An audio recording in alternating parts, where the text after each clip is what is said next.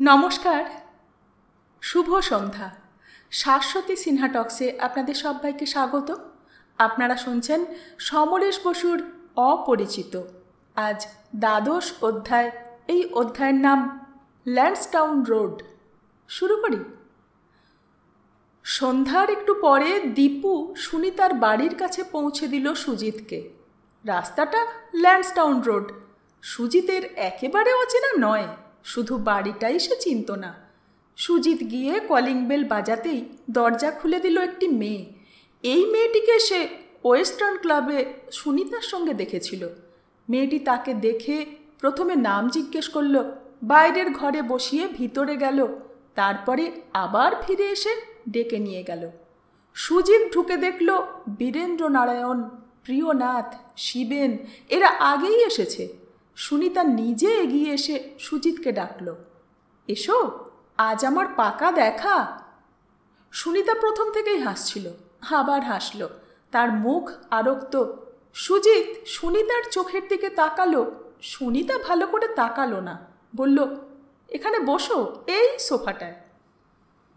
সুজিত ঘরের চারদিক ভালো করে দেখল। ঘরটি আধুনিক কায়দায় সাজানো। সুনিতা বলে উঠল, যা দেখছো এ সবই প্রিয়নাথ বাবুর। আমার পিতৃবন্ধু আমাকে মহারানীর মতো রেখেছেন। প্রিয়নাথ বললেন, কখনো তোমাকে কষ্টের মধ্যে রেখেছি তা বোধহয় বলতে পারবে না। মাথা খারাপ? এত আরামে ঐশ্বর্যে রেখেছেন যে নিজের স্ত্রী ছেলে মেয়েদেরও কেউ রাখে না। বলে সুনিতা খিলখিল করে হেসে উঠল। সুজিত বলে উঠল, সত্যিই বেশ সুন্দর ঘর। এসব জিনিসপত্র খুব দামি না? শিবেন বলে উঠল, একটু একটু বোঝেন দেখছি। সুজিত হাসল, বলল, মনে হয় দেখে। বীরেন্দ্র বললেন, বাড়িটা তোমার চেনা ছিল বুঝি? আজ্ঞে না, বাড়িটা আমাকে দীপু দেখিয়ে দিল। সবাই সুজিতকে নিয়েই পড়ল। তাকে নিয়ে হাসাহাসির মধ্যে সুনিতার অংশগ্রহণে একটু বিভিন্নতা ছিল। সুনিতা তাই মাঝে মাঝে বলছিল, এত সহজে তুমি এমন করে কথা বলো কেমন করে? সুজিত বলছিল, কলকাতায় আসার সময় থেকে সমস্ত ব্যাপারটা তার কাছে অস্বাভাবিক, অদ্ভুত, হৃদয়হীন বলে মনে হচ্ছে। শিবেন, প্রিয়নাথ ও বীরেন্দ্র বারে বারে ঘড়ি দেখছিলেন। তাদের সবাইকেই বেশ প্রসন্ন মনে হচ্ছিল। একসময় 9টা বাজলে বীরেন্দ্র বললেন, আর বোধহয় অপেক্ষা করার প্রয়োজন নেই। সুনিতা বলল, বিক্রিবাটা শেষ করা যাক, শেষ নিলামদার বোধহয় আর এলো না। তার হাসির উচ্ছ্বাস ক্রমেই বাড়তে লাগল। বলল, পাকা দেখাটা তাহলে কি দিয়ে হবে? বীরেন্দ্র বললেন, তোমাকে আশীর্বাদ করার জন্যে একটা নেকলেস এনেছি। সুনিতা হেসে বলল, কত নেকলেস যে জমা হয়েছে। আমার কাঁধ আর গলাটা বোধহয় দেখতে ভালোই, তাই সবাই নেকলেস দেয়। কিন্তু টানা হ্যাচড়া করে কি হবে? শিবেনবাবুর সঙ্গে আমার আজ আংটি বদলটাও হয়ে যাক না। শিবেন তাড়াতাড়ি বলল, সেই ভেবেই আমি একটা হীরের আংটি নিয়ে এসেছি। তোমার পছন্দ হবে কি না জানি না। বলে সে পকেটে হাত দিতে গেল, এমন সময় কলিং বেল বেজে উঠল। সবাই স্তব্ধ হয়ে গেল। সুনিতা বলে উঠল, বোধহয় শেষ নিলামের শেষ ডাকওয়ালা এলো। সুরুচি, দেখো কি এসেছেন। যদি রঞ্জনবাবু হন তো এখানে নিয়ে এসো। সেই মেয়েটি একবার দেখা দিয়েই আবার চলে গেল। সুজিত বলে উঠল, এই মেয়েটি কে? সুনিতা বলল, ঝি বলে ভুল করো না, আমার সখী, সঙ্গিনী। হঠাৎ বাইরে গোলমাল শোনা গেল। সুরুচির গলা শোনা গেল, আপনি বসুন না, আমি খবর দিচ্ছি। ভুজঙ্গভূষণের গলা পাওয়া গেল, তার দরকার নেই, আমি নিজেই যাচ্ছি। বলতে বলতেই ভুজঙ্গ এসে ঘরে ঢুকলেন। সুনিতা বলে উঠল, আসুন আসুন, আপনাকে নিমন্ত্রণ করতে সাহস করিনি, আসবেন কি না আবার। ভুজঙ্গভূষণ বললেন, আমি নিমন্ত্রণ খেতে আসিনি, মজা দেখতে এসেছি। সত্যি বলতে কি, বাঘ কুমিরের লড়াইটা কেমন জমে তাই দেখব। শিবেন ডেকে উঠল, বাবা। ডোন্ট কল মি বাবা, there are so many fathers of you. Shiben লাফ দিয়ে উঠতে যাচ্ছিল, তাকে প্রিয়নাথ ধরল। সুনিতা খিলখিল করে হেসে বলল, আমার ভাবি শ্বশুর মশাই, শুনুন রায়মশাই, বাঘ আর কুমিরের কথা আপনি কি বলছিলেন? ভুজঙ্গ প্রিয়নাথকে দেখিয়ে বললেন, কেন, এই তো কুমির মশায় বসে আছেন। হারু মল্লিকের বেটা সেই বাঘটি কোথায়, আসেনি এখনো? বীরেন্দ্র বললেন, সে বোধহয় ফেউ হয়ে ঘুরছে, আর বাঘ হতে পারল না রায়মশায়। Oh, then all charm of the game is lost. হা হা হা, তাহলে কুমিরই জয়ী। তা হবে, হারু মল্লিকটা যা কিপটে, 3 লাখ টাকা ছেলেকে কিছুতেই দেবে না। একটা মেয়ে ছেলের জন্য এত টাকা বেটা নিজে কোনোদিন 3000 খরচ করেনি। সুনিতা বলল, সেই মেয়ে ছেলে কিন্তু আপনার পুত্রবধূ হতে যাচ্ছে। ভুজঙ্গভূষণ হেসে বললেন, পুত্রবধূ? হা হা হা। তিনি সুনিতার দিকে তাকালেন এবং হঠাৎ হাসি বন্ধ করলেন। কয়েক মুহূর্ত তাকিয়ে থেকে বলে উঠলেন, বেচারি। বীরেন্দ্র বলে উঠলেন, আর দেরি করে বোধহয় লাভ নেই। ঠিক সেই সময়ে আবার কলিং বেল বেজে উঠল।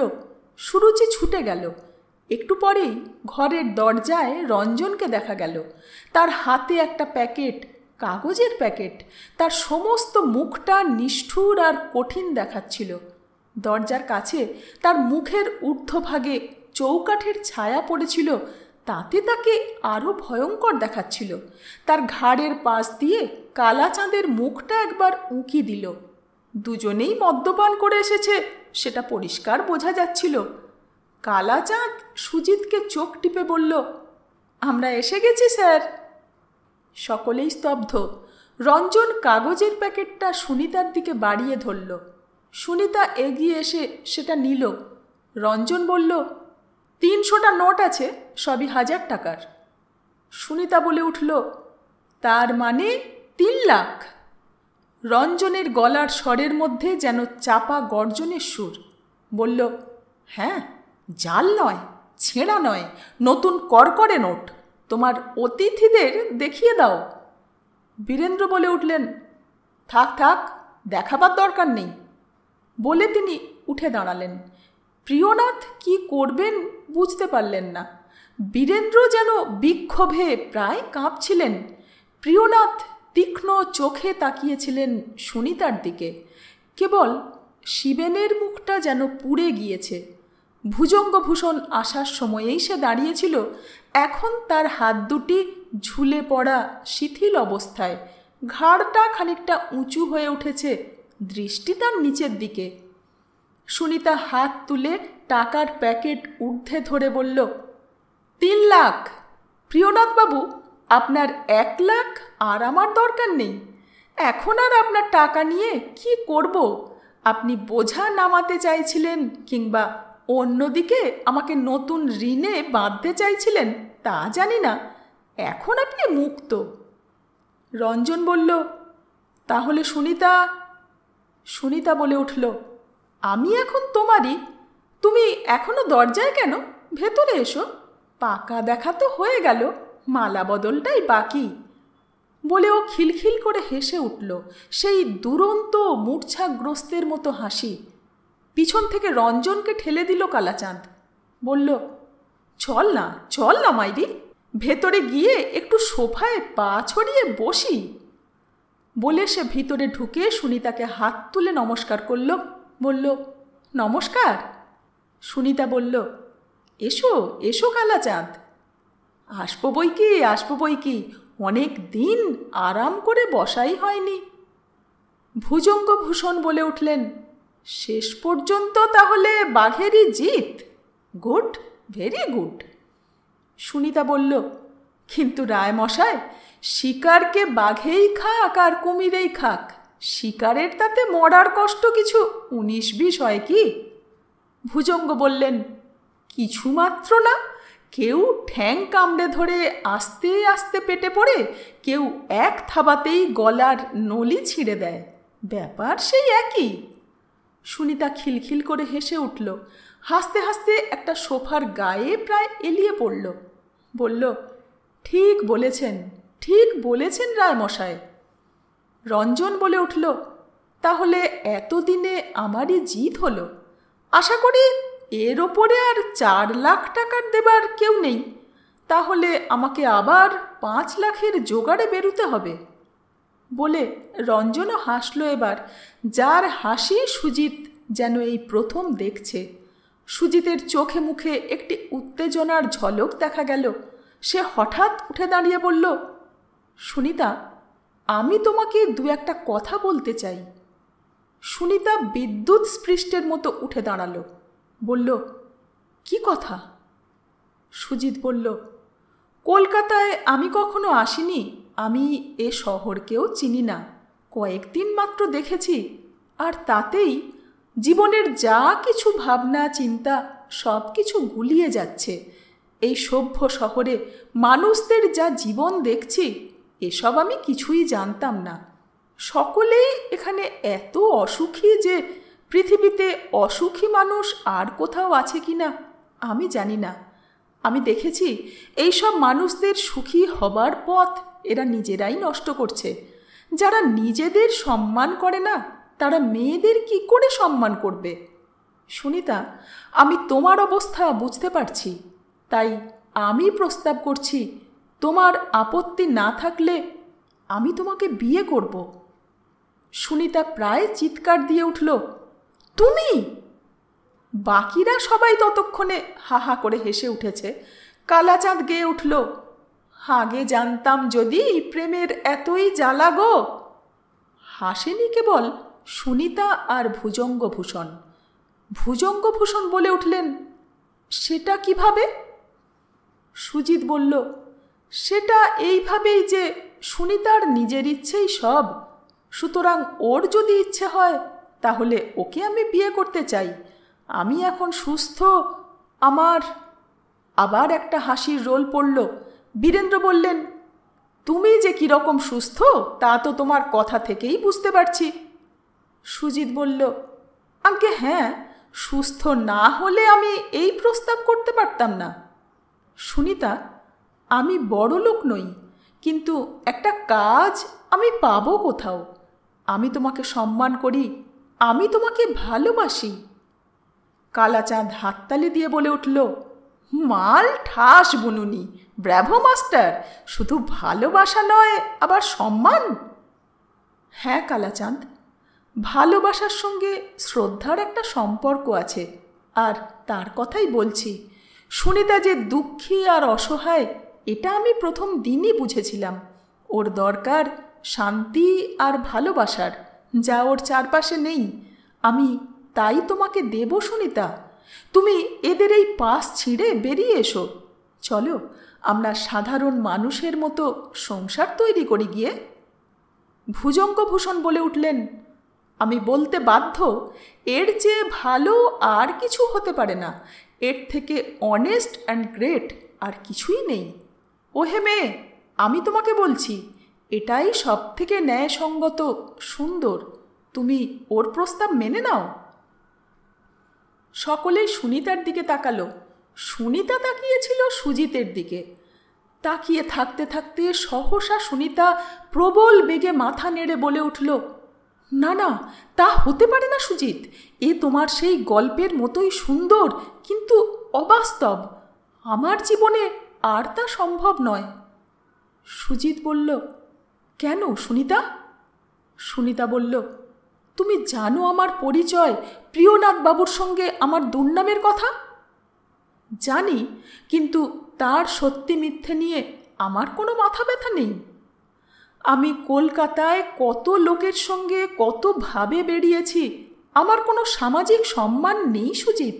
বরং লোকে জানবে তুমি একটা খারাপ মেয়েকে নিয়ে ঘর করছো। যতদিন আমি এই লোকদের বুঝতে পারিনি, ততদিন এই লোকদের বিষয় ভাববার ছিল। এখন আর এইসব লোকের কথায় আমার কিছু যায় আসে না সুনিতা। সুনিতা চুপ করে রইল। সে যেন বিষম উত্তেজনায় কি চাপতে চাইছে। রুদ্ধশ্বাস আরক্ত হয়ে উঠছে। তারপর সে মুখ তুলে সকলের দিকে তাকালো। ভুজঙ্গ আবার বলে উঠলেন, এই ছোকরা অতি কঠিন কথা অতি সহজে বলছে। ও হচ্ছে একটা খাঁটি লোক। তোমরা যদি বিয়ে করো তাহলে আমি তোমাদের আশীর্বাদ করব। সুনিতা হঠাৎ যেন চিৎকার করে উঠল, না না না না সুজিত, তোমার সঙ্গে আমার বিয়ে সম্ভব নয়। তাহলে তোমার জীবন নষ্ট হয়ে যাবে। আমি তোমাকে সুখী করতে পারবো না। শুধু আমার এই নষ্ট জীবন দিয়ে পুড়িয়ে খাক করে দেব। না না না, তুমি আমার ছায়ার কাছ থেকে সরে যাও। তোমাকে আমি তাই আগেই চিঠি দিয়ে পালাতে বলেছিলাম। আজও বলছি, তুমি পালাও, তুমি পালাও সুজিত। আমার সব বিশ্বাস নষ্ট হয়ে গেছে। তুমি আর কিছুই পাবে না আমার কাছে। তুমি যা বিশ্বাস করো আমি তা করি না। জীবনে শুধু একটি জিনিসের স্বাদ আমার বুঝতে বাকি ছিল, তা আমি তোমার চোখের দৃষ্টিতেই পেয়েছি। তুমি যাও। সুজিত বলল, তুমি একবার সাহস করো সুনিতা। সুনিতার গলার স্বর প্রায় বন্ধ হয়ে এলো। বলল, আমার সাহস নেই সুজিত। বইয়ে পড়েছিলাম সব সাধনা করতে হলে শ্মশানই ঠিক জায়গা। 12 বছর আগে আমার বাবার মৃত্যুর পর আমাকে শ্মশানেই উৎসর্গ করা হয়েছে। এই 24 বছর বয়সে আর সুখী ঘরের কোণের সংসারে ফিরে যাবার সাহস করি না। আমাকে ক্ষমা করো সুজিত। সুনিতা, সুনিতা, বিষণ্ণ আবেগে ব্যথিত শোনালো সুজিতের গলা। ওরা দুজনে দুজনের দিকে তাকালো এবং এক আশ্চর্য সম্মোহনে যেন কেউ চোখ ফেরাতে পারল না। বীরেন্দ্র বললেন, আচ্ছা এবার যাওয়া যাক। প্রিয়নাথও বললেন, হ্যাঁ চলুন। সুনিতা বলে উঠল, দাঁড়ান মিস্টার রায়চৌধুরী, আপনার নেকলেস আমি নিতে পারলাম না। ওটা আপনি শিবেনের ভাবী স্ত্রীকেই দেবেন, এই অনুরোধ। আর একটা কথা বলেই সে সুরুচিকে ডাকল। বলল, তোর তোলা উনুনটা জ্বলছে? হ্যাঁ। সুরুচি একটা জ্বলন্ত তোলা উনুন নিয়ে এসে ঘরের মধ্যে বসিয়ে দিল। সুনিতা নোটের বান্ডিলটা ভালো করে টিপে দেখে বলল, বেশ ভালো করেই কয়েক ভাঁজ কাগজে মোড়া আছে দেখছি। আগুন লাগতে সময় লাগবে। রঞ্জন, এ টাকা সব আমার তো? রঞ্জন বলল, হ্যাঁ তোমার। সুনিতা বলল, এ টাকা শিবেনের প্রাপ্য। ও টাকা ভালোবাসে। কালাচাঁদ বলল, আমিও বাসি, মাইরি বলছি। বউ ছেলে মেয়ে একগাদা। সুনিতা সে কথায় কান না দিয়ে বলল, এ টাকা আমি উনুনে ফেলে দিচ্ছি, শিবেন তুলে নেবে। বলেই সে 3 লাখ টাকার প্যাকেটটা উনুনে ফেলে দিল। সবাই চিৎকার করে উঠল। সুনিতা খিলখিল করে হেসে উঠে বলল, নাও শিবেন, তুমি টাকার জন্যেই আমাকে চেয়েছিলে, নাও তাড়াতাড়ি নাও। কালাচাঁদ লাফ দিয়ে ধরতে গেল। রঞ্জন তাকে সজোরে আঘাত করল। কালাচাঁদ বলে উঠল, ওহ, আমার চোখ পুড়ে যাচ্ছে মাইরি। শিবেন থরথর করে কাঁপছে। ভুজঙ্গভূষণ সহসা চিৎকার করে বলে উঠলেন, টাকা শিবেন, 50 লক্ষ টাকা আমার জলে গেছে। আমার সত্যের টাকা। তুই যদি মানুষ হোস এ টাকায় হাত দিস না। শিবেন, খোকা খোকা, তুই কাঁপছিস? আমি খুব গরিব, ধার করি, মদ খাই, কিন্তু নীচ নই। তুই এ টাকায় হাত দিস না। ইতিমধ্যে বান্ডিলটা ধরে উঠেছে। সুনিতা হাসছে। শিবেন সহসা আগুনের মধ্যে হাত দিয়ে টাকা তুলতে গেল, আর সঙ্গে সঙ্গে তার জামার হাতায় আগুন ধরে গেল। ভুজঙ্গভূষণ চিৎকার করে উঠলেন, নীচ নীচ। প্রিয়নাথ ছুটে এসে জামার হাতার ও টাকার বান্ডিলের আগুন নিভাতে লাগলেন। সুনিতা হাসতে লাগলো, রঞ্জনও হাসতে লাগলো তার সঙ্গে। কালাচাঁদ চিৎকার করে বলল, ওহ, কটা নোট যেন পুড়ে গেল। শিবেন অজ্ঞান হয়ে পড়ল প্রিয়নাথের হাতের উপরেই। সুজিত দেখল সুনিতার হাস্যোজ্জ্বলিত শরীর কাঁপছে, কিন্তু চোখের কোণে জল পড়ছে। 12 অধ্যায় এইটুকুই। সঙ্গে থাকবেন। ধন্যবাদ।